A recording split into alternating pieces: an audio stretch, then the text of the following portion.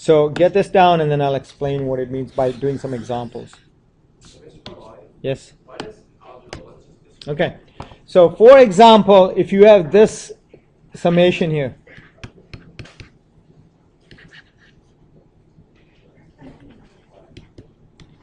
Now, Ryan, I'm using the variable I because I fancy an I.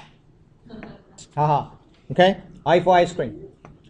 So if I wanted to do the straightforward way, this is what it would become.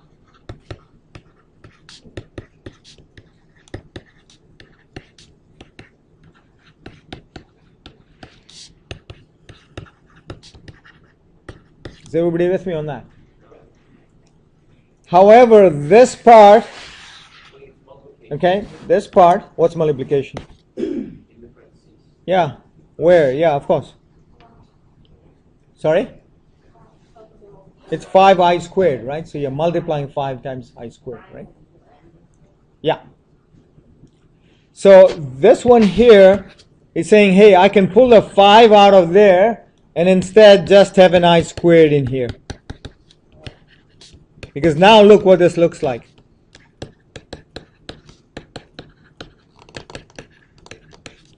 Right? Everybody see that? So if I pull a 5 out, like here, what I have left inside is 1 squared, 2 squared, 3 squared, 4 squared. Well, that's right there. That's right there. So these two are the same things. This and this are the same things. That's what this is saying. That's what that is saying. Yeah, so pull, if you have a constant there, just pull it out. And I keep telling my calculus kids over and over again, that's what you need to do. Okay? That's what you need to do. Okay? So everybody there?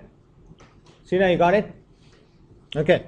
The next one. That's this one here. Let me change colors here, okay? That's this one here. All that is saying is that if you've got something like this,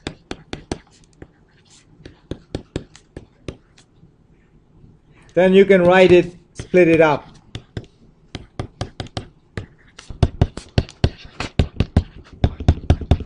You can split that up. That's all it's saying. You want me to go over an example with you on that? Yes. So if you look at the left hand side, let's just work on this side first. So that is saying it's going to be 1 plus 1 squared plus 1 plus 2 squared.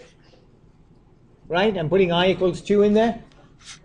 And then I'm going to go plus 3 squared.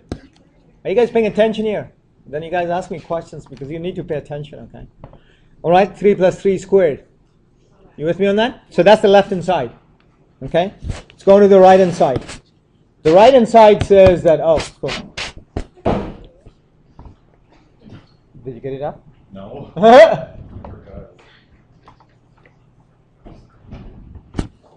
Okay, so then this guy, the first one, this one, becomes 1 plus 2 plus 3. Is everybody okay on that? Okay. Then the second one, tell me what the second one becomes. 1 squared. If you compare this with this, you can see that they are the same thing.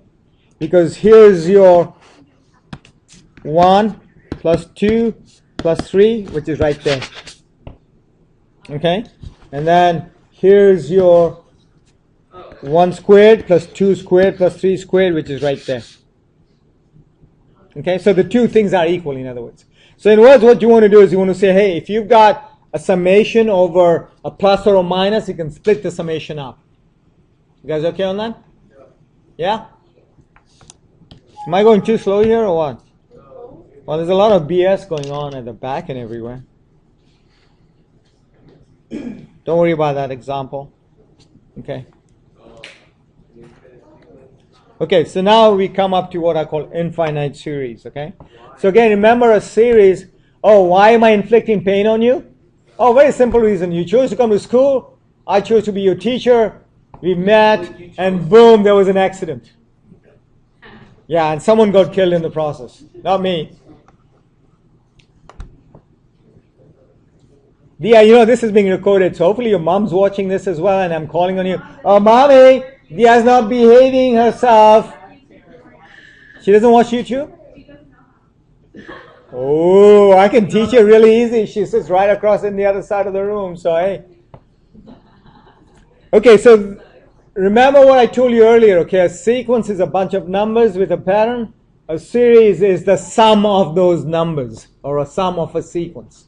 Okay, that's what a series is. What I'm showing you there is an infinite series. Everybody see why it's an infinite series? Because this number here is an infinity. This number here is an infinity. It goes on forever and ever and ever. So that's called an infinite series. See that you're a real bad influence. Wherever you go, the girls are chatting you up. I mean, yeah, but you gotta, It's all him. Yeah, it's all him. It's always him. It's not a question of talking. You are distracting the girls is what I'm saying. Not by two. It is your problem. Yes, seriously.